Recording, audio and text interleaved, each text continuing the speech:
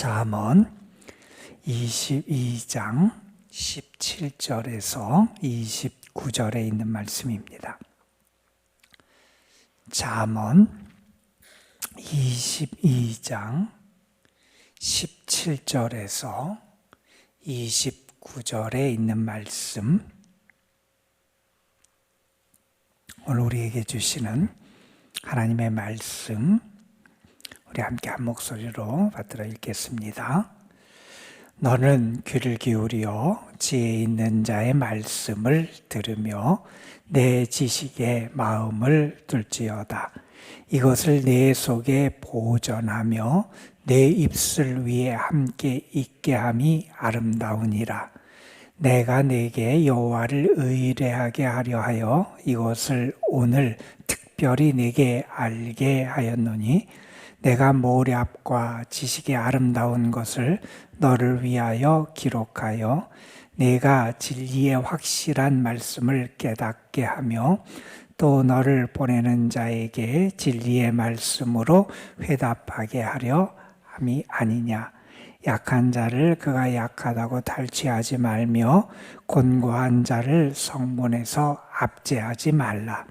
대저 여호와께서 신원하여 주시고 또 그를 노략하는 자의 생명을 빼앗으시리라. 노를 품는 자와 사귀지 말며 울분한 자와 동행하지 말지니 그의 행위를 본받아 내 영혼을 올무에 빠뜨릴까 두려움이니라. 너는 사람과 더불어 손을 잡지 말며 남의 빛의 보증을 서지 말라. 만일 갚을 것이 내게 없으면 내놓은 침상도 빼앗길 것이라. 내가 어찌 그리하겠느냐. 내 선조가 세운 옛 지계석을 옮기지 말지니라. 내가 자기의 일에 능숙한 사람을 보았느냐. 이러한 사람은 왕 앞에 설 것이요 천한 자 앞에 서지 아니하리라. 아멘. 이런 이야기가 있어요. 독수리 한 쌍이 큰 떡갈나무에 둥지를 들기 시작을 해요. 두더지 한 마리가 이걸 보더니 그 독수리 그 한 쌍에게 거기에 그렇게 둥지를 틀어서는 안 된다 이렇게 충고를 해줘요. 왜냐하면 그 떡갈나무 그루터기가 지금 썩어가고 있어서 거기에 둥지를 틀면 안 된다 이렇게 경고를 해줬습니다. 그러나 그 독수리들은 그 경고를 무시를 했다 그래요. 그리고 거기에 둥지를 틀었고 얼마 후에 그 독수리가 알을 낳습니다. 그리고 먹이를 구하기 위해서 밖에 나갔다가 돌아온 그 숫 독수리가 집에 자기 둥지에 돌아오면서 깜짝 놀라게 돼요. 떡갈나무가 쓰러졌고 그 가지에 그 암독수리와 그 새끼들이 그 손상을 입고 다쳐서 죽어 있었다는 거예요. 그 모습을 보면서 너무 안타까워 후회하고 있는 그런 독수리에게 두더지가 이런 이야기를 했다 그래요. 만약 당신이 내 말을 무시하지 않았다면 이런 재앙을 당하지 않았을 겁니다. 나는 나무의 뿌리에 대해서는 가장 잘 알고 있습니다. 왜냐하면 내 집이 거기이기 때문입니다. 그런 얘기를 했다 그래요. 여러분, 무지하고 교만했던 그 독수리 한 쌍과 비슷한 게 우리의 모습이 될 때가 참 많이 있어요. 우리는 한 치 앞도 바로 알지도 못하면서 마치 다 아는 것처럼 내 뜻대로 다 이루어질 것처럼 그렇게 착각하며 살아가는 게 우리의 모습이 될 때가 있다 하는 겁니다. 우리가 우리의 삶을 바로 세워나가기 위해서 우리에게 무엇보다도 필요한 것은 하나님을 바라보는 거고요. 그리고 하나님의 말씀에 귀를 기울이며 살아가는 거예요. 주의 말씀이 내 발의 등이고 빛이다. 시인이 그렇게 고백했잖아요. 내 인생을 살아가는데 빛이 되는 게 뭐냐? 하나님의 말씀이라는 거예요.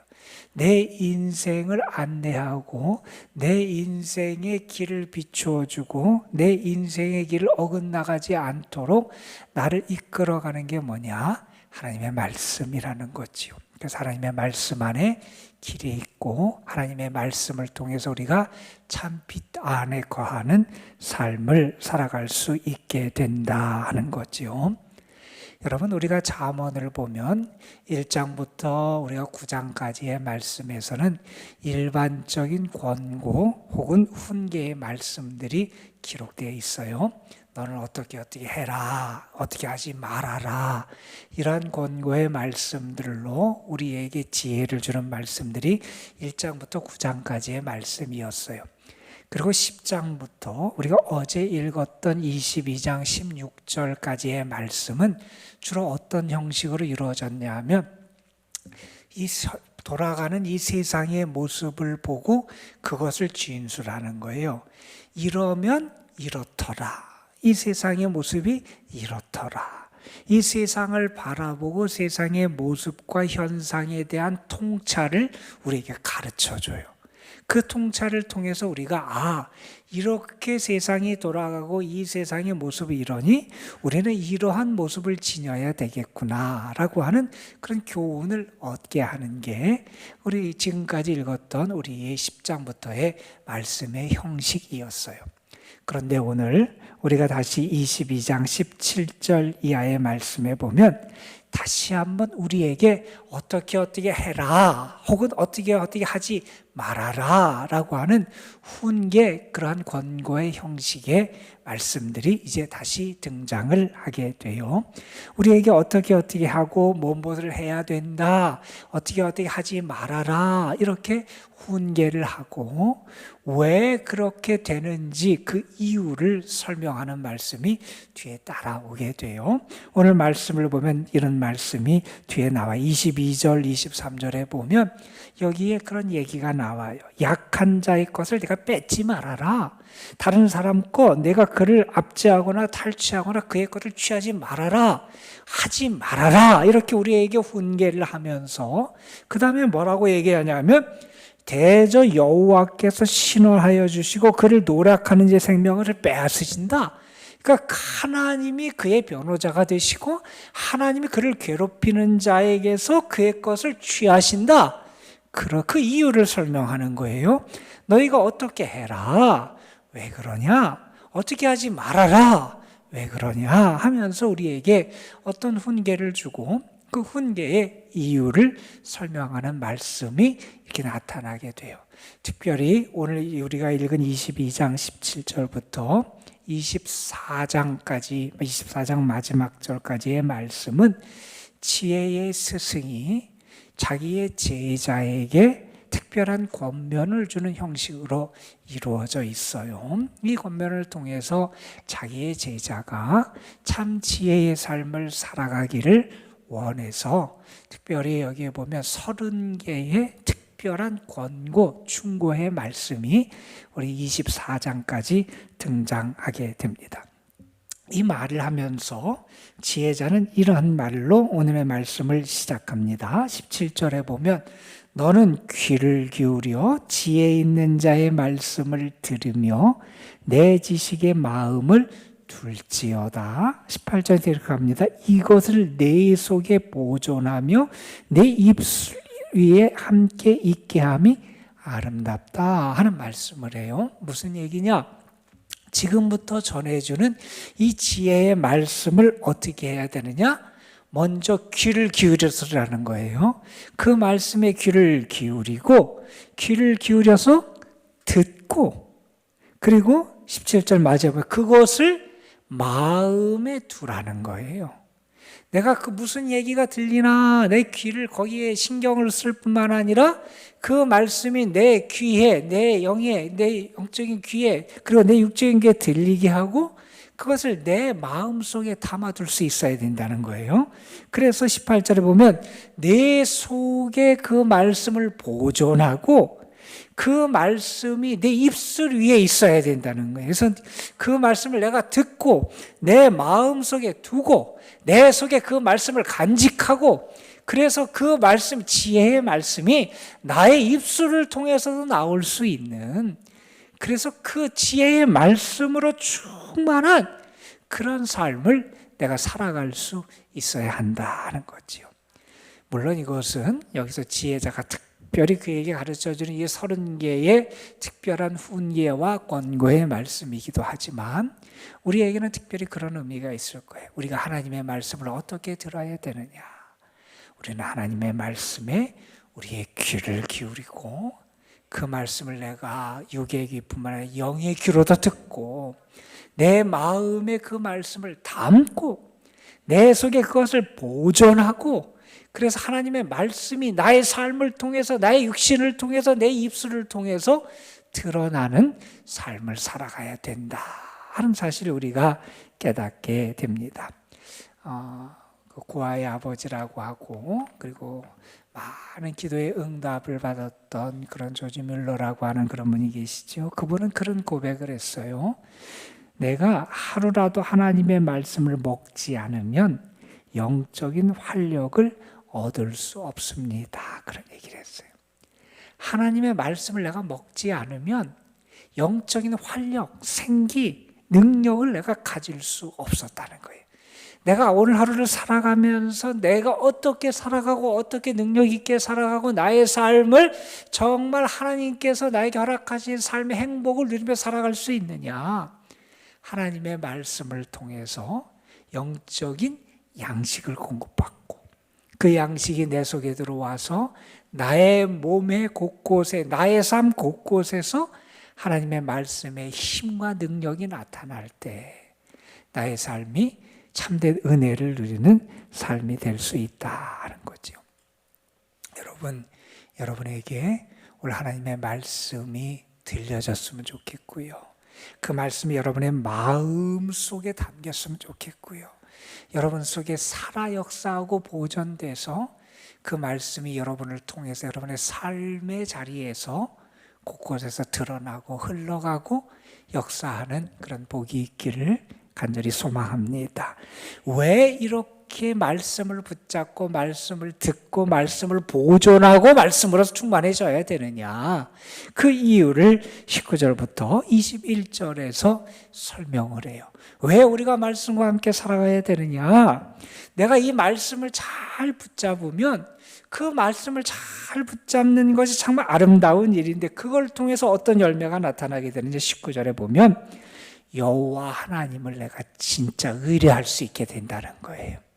하나님을 내가 진실하게 믿고 의지하며 살아갈 수 있게 된다는 거예요. 하나님의 말씀을 통해서 내 속이 충만하게 채워질 때 나는 더 하나님을 가까이 하게 되고 그 하나님께 내 삶을 맡기게 되고 그 하나님의 선하심을 믿고 따라가게 되고 그 하나님을 의뢰하는 삶의 모습이 나에게 나타날 수 있기 때문이라는 거예요. 여러분, 그래서 많은 우리의 믿음의 선배들이 어떻게 그들의 믿음을 새롭게 하고 성숙시키고 성장시켰느냐? 말씀을 통해서 그들이 그러한 역사를 이루어 갔잖아요. 영국의 여왕 가운데 아주 큰 역사를 이루고 많은 사람들로부터 인정을 받고 존경을 받았던 그런 사람, 빅토리아 여왕이라는 사람이 있어요.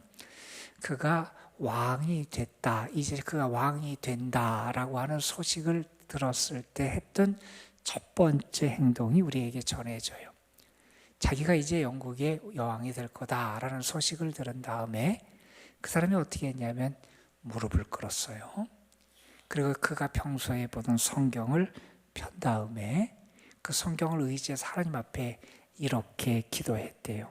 주여, 내가 여왕이 되면 하나님의 말씀대로 정치를 하게 해 주십시오. 그가 그렇게 많은 업적을 이룰 수 있었던 핵심에도 하나님의 말씀에 뿌리를 둔 정치가 있었다는 거지요. 여러분, 우리가 하나님의 말씀에 뿌리를 두고 살아갈 때 우리가 정말 하나님을 의지하고 의뢰하고 하나님을 경외하며 살아가게 되고요. 그것이 우리의 삶을 통해서 선한 영향력을 끼칠 수 있다는 거예요. 자, 그래서 우리가 말씀을 통해서 하나님을 의뢰하게 된다, 이런 말씀을 하고 21절에 보면 이런 말씀을 해요. 이렇게 내가 이 말씀을 너에게 전해줘서 이 말씀이 너 가운데 충만하게 있고 너를 통하여 역사하게 내가 이렇게 전해주는 이유는 뭐냐? 이 진리의 말씀, 이 생명의 말씀을 네가 진짜 깨닫고 너에게 너를 통해서 무언가를 이루기를 원하고 너를 또 부리고 너를 통해서 일하는 사람들에게 내가 이 진리의 말씀으로 바른 대답을 할 수 있도록 정말 확신에 찬 그러한 믿음의 그러한 역사를 나타내고 대답할 수 있도록 내가 이 말씀을 너에게 전한다. 그러면서 교훈을 해주고 있습니다. 자, 그러면서 이제 오늘 말씀 22절부터의 말씀에 이제 22절부터 30개의 특별한 권고의 말씀이 나와요. 22절, 23절은 첫 번째 권고로 이런 권고를 합니다. 너는 약한 자를 괴롭히고 약한 자의 것을 빼앗으려고 하는 그 유혹에 넘어가서는 안 된다는 거예요. 힘이 없는 사람이 있어요. 나는 힘을 가졌어요. 내가 힘을 가지면 나에게 찾아오는 유혹이 있다는 거예요. 어떤 유혹이 있느냐? 내가 가진 힘을 통해서 자기의 것을 제대로 지키지도 못하는 사람의 것을 내가 빼앗고자 하는 그런 유혹이 우리 속에 생긴다는 거예요. 그래서 말합니다. 약한 자를 그가 약하다고 그의 것을 빼앗지 말라는 거예요. 성문에서 그를 압제하지 말라는 거예요. 그 연약한 자의 것을 내가 취하고 그를 괴롭히는 그런 일을 하지 말라는 거예요. 왜 그러면 그런 일을 하지 말느냐? 하나님이 보고 계신다는 거예요. 하나님이 그 사람의 변호자가 되어서 그 사람을 위해서 하나님이 역사하실 거라는 거예요. 그러니 약한 자, 힘이 없는 자, 그 사람을 내가 괴롭히고 그 사람의 것을 빼앗으려고 하는 유혹에 넘어가서는 안 된다. 이렇게 권고해 줍니다. 그리고 24절, 25절에 보면 두 번째 충고를 해줘요. 무슨 충고를 해주느냐? 내가 성급한 사람과 가까이 하는 게 너에게 안 좋다는 거예요. 그래서 노를 뿜는 자와 사귀지 말고 울분한 자와 동행하지 말아라.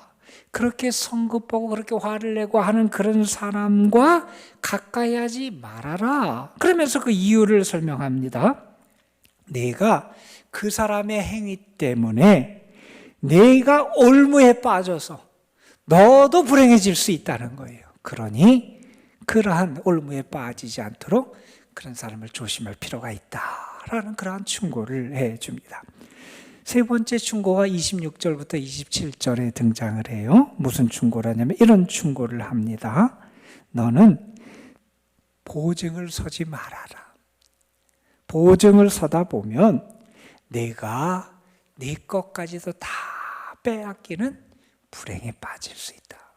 우리가 이런 경우들을 많이 보죠. 우리 사회에서도 우리가 이런 경험들을 하게 되지요. 그래서 보증을 서지 말아라 하는 그런 말씀을 하고 네 번째 충고는 이런 충고입니다.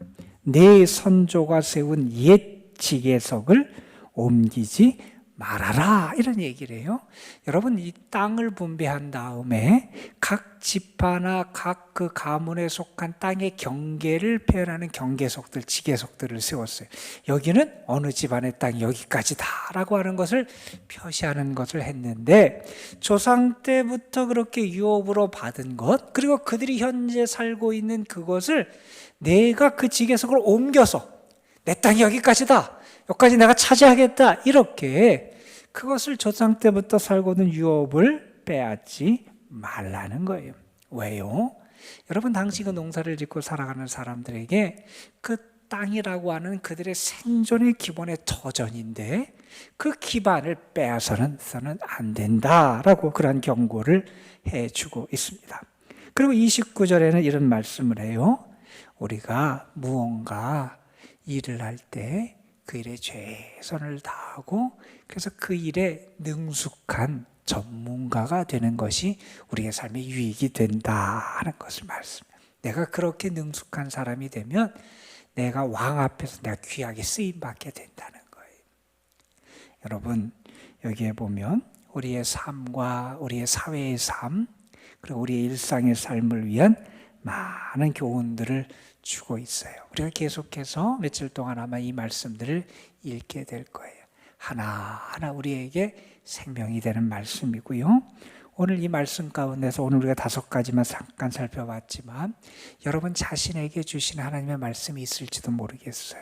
혹시 내가 약한 자를 그렇게 내가 배려하지 못하는 마음이 있다면 하나님의 말씀을 통해서 그들을 배려하고 돌볼 수 있는 마음도 갖고 나에게 어떤 말씀을 주시는지 내가 붙잡으면서 내 삶을 더 아름답게 세워가는 것, 그것이 하나님 우리에게 오늘 허락하시는 은혜다라고 생각하면서 여러분이 말씀 가운데 굳게 서서 여러분을 통해서도 말씀이 충만한 그런 은혜의 열매와 역사가 나타나게 되시기를 주님의 이름으로 축원합니다. 기도하시겠습니다.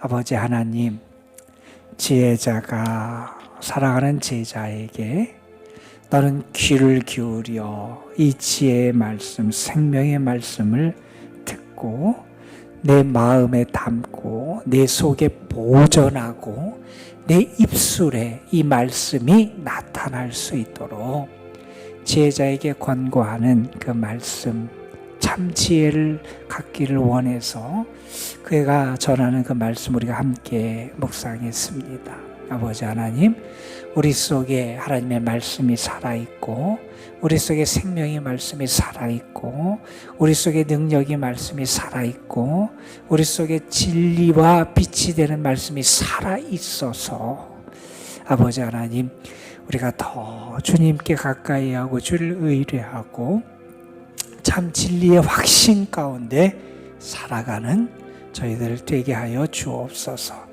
우리의 삶의 자리에서, 우리의 일상의 자리에서 우리가 하나님의 말씀으로 충만한 사람임이 드러나게 하여 주시옵시고, 나의 행위를 통하여, 나의 말을 통하여, 내가 걸어가는 내 인생의 길을 통하여 참 지혜자의 모습과 열매가 온전히 나타날 수 있도록 인도하여 주옵소서.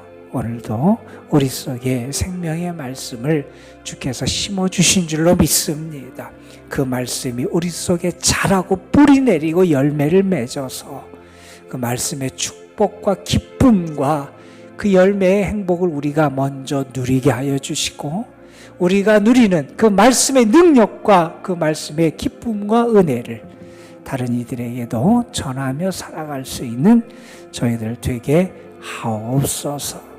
아버지 하나님, 특별히 오늘 사회적으로 어렵고 연약한 이들을 우리가 배려하고 돌보고 그들을 압제해서는 안 된다는 그런 말씀을 우리가 읽었습니다. 우리의 눈이 열려져서 우리 곁에 있는 이웃들이 우리의 눈에 들어오게 하여 주시고, 우리가 어떻게 섬기고 나누고 살아갈지, 우리의 삶이 어렵고 힘들다고 자기만을 바라보며 살아가는 자가 아니라 자기 자신을 비우고 자기 자신의 생명을 내어주시고 우리를 살리신, 우리를 오히려 부유하게 하시려고 스스로 가난해지신 우리 예수 그리스도의 사랑과 은혜를 받은 저희들답게 우리의 삶을 통해서 주님의 사랑과 은혜를 나눌 수 있는 저희들 되게 하옵소서. 우리의 따뜻한 손으로 다른 사람의 손을 잡아줄 수 있는 그런 은혜도 우리에게 있게 하여 주시고, 우리의 사랑의 말로, 위로의 말로 다른 사람을 세울 수 있는 주님을 닮은 언어 생활의 모습도 우리에게 나타나게 하여 주시고, 주께서 우리에게 허락하신 물질 가운데 일부를 통해서 하나님의 사랑을 나눌 수 있는 선한 열매도 우리에게 허락하여 주옵소서. 이 시간 주님 앞에 나와서 기도합니다. 하나님을 더 의뢰하고 주께 모든 것을 맡기며 주님께 가까이 나아갑니다.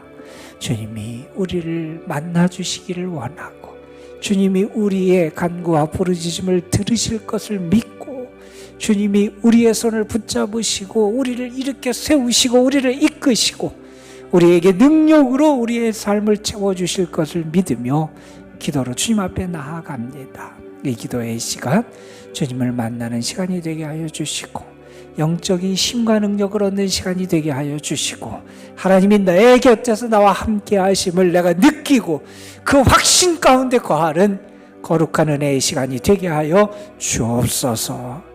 이 도남동 주님의 교회, 이 교회에 속한 모든 성도들, 가정, 저들의 자녀손들, 저들이 수고하며 애쓰는 일들 다 하나님께 올려드립니다. 주님, 주의 능력의 손으로 붙드시고 도와주시옵시고, 무엇보다도 우리 연로하신 분들, 연약한 분들, 병중에 있는 분들, 어려운 가운데 있는 성도들에게 오늘도 주님의 사랑의 품에 안기는 행복을 허락하여 주옵소서.